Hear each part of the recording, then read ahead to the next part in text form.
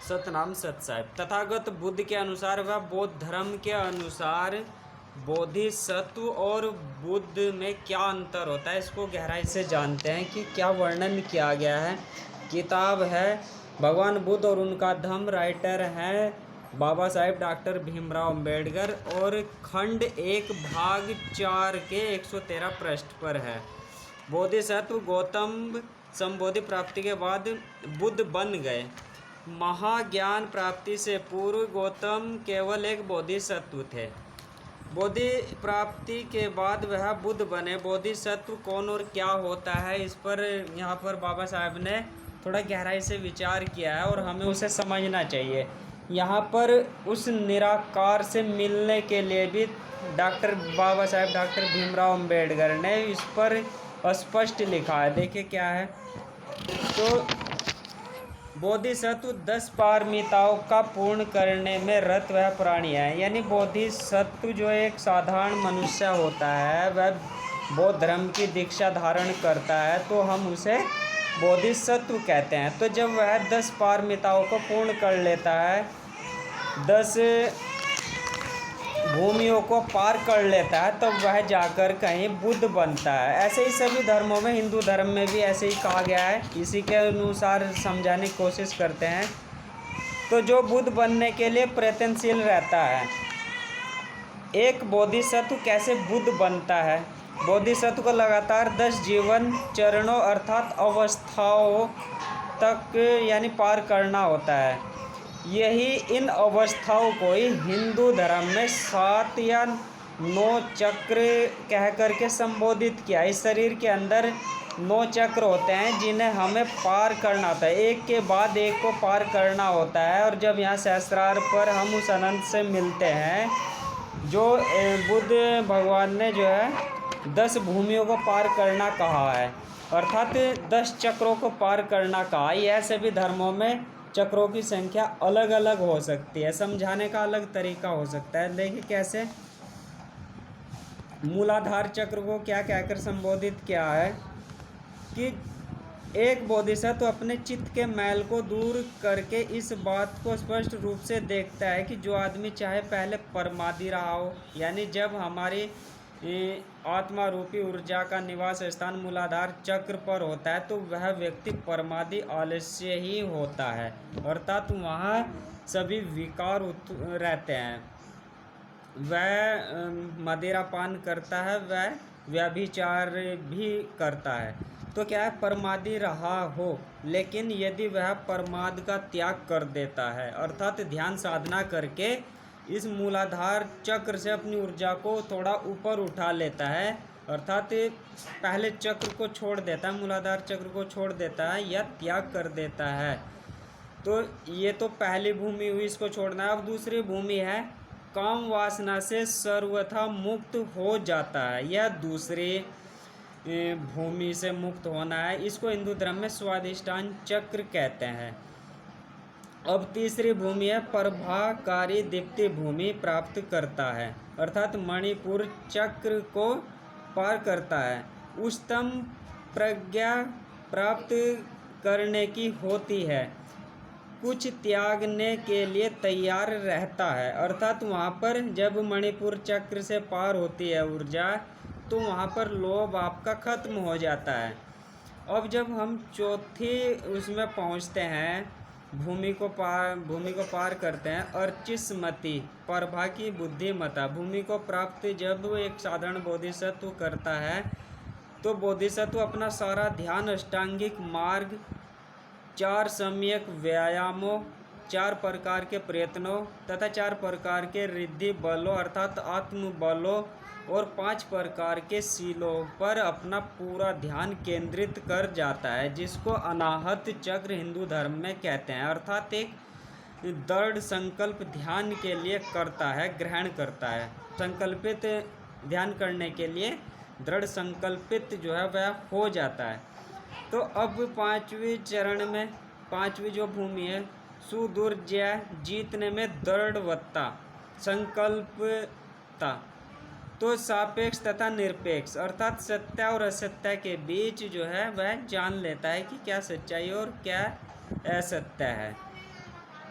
इसको हिंदू धर्म में विशुद्धि चक्र पार करना कहते हैं।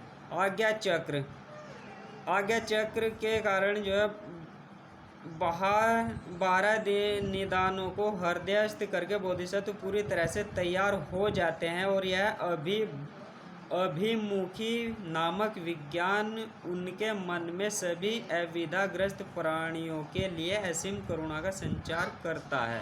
अर्थात वहाँ पर विवेक जागृत हो जाता है, जिसको आज्ञा चक्र कहते हैं, जहाँ पर त्रिकुटी का मिलन होता है। यहाँ पर विवेक अर्थात प्रज्ञा जागृत हो जाती है कि संसार नश्वर है। अब 7वें जीवन में दुरंगमा अर्थात एकाकारता भूमि प्राप्त करना। बोधिसत्व देश काल के बंधनों से परे हो जाता है, वह अनंत के साथ एक हो जाता है। देखिए यहाँ पर डॉक्टर बाबा साहेब भीमराव अम्बेडकर जी ने लिखा है अपनी किताब में कि वह अनंत के साथ एक हो जाते हैं। अर्थात बुद्ध का विचार है कि एक बोधिसत्व कैसे बुद्ध बनता है, और उसी विचार को बाबा साहेब ने लिखा है। तो क्या कहा, वह जब इस 7वें चक्र को अर्थात सहस्रार चक्र को पार करता है, इस चरण को पार करता है, इस जीवन को पार करता है, तो वह क्या हो जाता है, कैसी स्थिति होती है उस साधक की, उस भिक्षु की, वह अनंत के एक साथ हो जाते हैं। अर्थात सूरत और शब्द का योग हो जाता है, आत्मा और परमात्मा का मिलन जिसे हिंदू धर्म में कहते हैं। और इसी 7वें जीवन को हिंदू धर्म में सहस्रार चक्र को पार करना कहते हैं।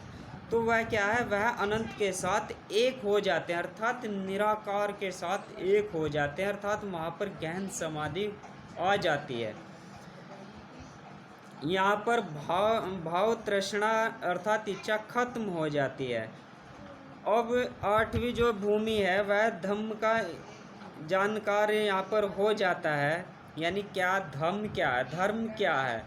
धर्म जो है यानी ऐसा नहीं कि जैसे धर्म क्या संज्ञा है कि किसी एक वेशभूषा में ही धर्म हम लोग समझते हैं कि एक विशेष वेशभूषा धारण करने से ही वह धर्म के मार्ग पर हुआ। नहीं, बुद्ध जी कह रहे हैं कि वह धम्म का जानकार हो जाता है, अर्थात धर्म उसके कर्मों में निहित है, ऐसी जानकारी वहाँ पर हो जाती है। इसके साथ साथ वह दूसरे के कल्याण की दिशा में किए गए अपने प्रयास में तनिक भी शिथिलता नहीं आने देते, अर्थात दूसरे के कल्याण की भावना वहाँ पर आ जाती है। वह धैर्यवान हो जाता है, दूसरे लोगों के साथ कैसा भी व्यवहार करे वह समता, यानी दूसरे लोग उनके साथ कैसा भी व्यवहार करें, लेकिन जो इस चक्र को या इस जीवन को पार करता है वह क्या है, वह समता भावना में आ जाता है। अर्थात वहाँ पर सम्यक दृष्टि हो जाती है कि इसके अंदर भी एक मेरे शरीर के अंदर जो ऊर्जा है वह उसके अंदर भी समान रूप से ऊर्जा क्रियाशील है।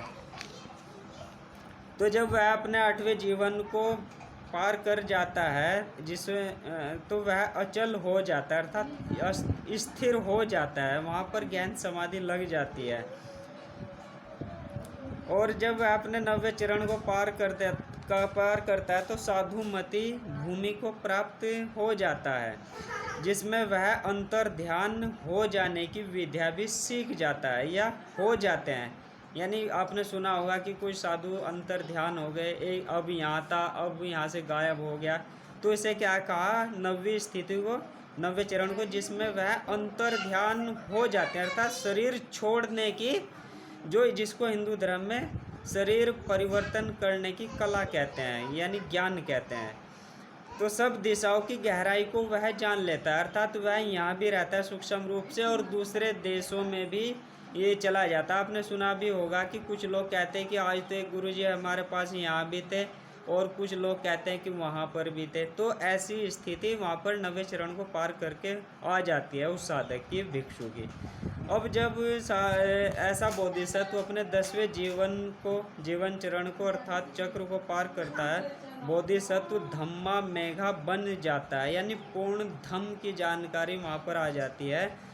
उन बोधिसत्व को बुद्ध की दिव्य दृष्टि प्राप्त हो जाती है, अर्थात जिसको हिंदू धर्म में तीसरी आँख खुलना भी कहते हैं, यानी दिव्य दृष्टि वहाँ पर आ जाती है। वह दूसरे के मन की बात को जान लेता है, पहचान लेता है। तो एक बोधिसत्व अर्थात एक भिक्षु, एक साधारण मनुष्य जो बुद्ध धर्म यानी धम्म के मार्ग को अपनाता है, उसको हम बोधिसत्व कहते हैं। और जो अपना करके एक स्तर को पार करके दूसरे स्तर को पार करता है, फिर ऐसे ही 10 स्तर को पार करता है, 10 भूमि बलों को पार करता है, 10 पारमिताओं को पार कर जाता है, वह पूर्ण बुद्ध बन जाता है। तो ऐसा नहीं कि वहीं पर आप भी बुद्ध बन सकते हैं, लेकिन हमें 10 भूमियों को पार करना है। अपने शरीर के अंदर जो 10 चक्र हैं बुद्ध जी के अनुसार, उन्हें पार करना होगा, तब आप जाकर कहीं बुद्धत्व की प्राप्ति आपको हो सकती है। तो चलिए इस ओर बढ़ते हैं। ध्यान योग करिए बुद्ध धम्म के अनुसार, बाबा साहब के अनुसार। बाबा साहब ने यहाँ पर कहा है कि 7वें जीवन चरण को पार करके वह अनंत के साथ अर्थात निराकार के साथ एक हो जाता है, जिसे विभिन्न धर्मों में अलग अलग नाम से संबोधित करते हैं। तो हम उस अनंत के साथ एक हों, निराकार के साथ मिल जाएं, सूरज शब्द का योग करें, निर्वाण प्राप्त करें। सतनाम सत्संग।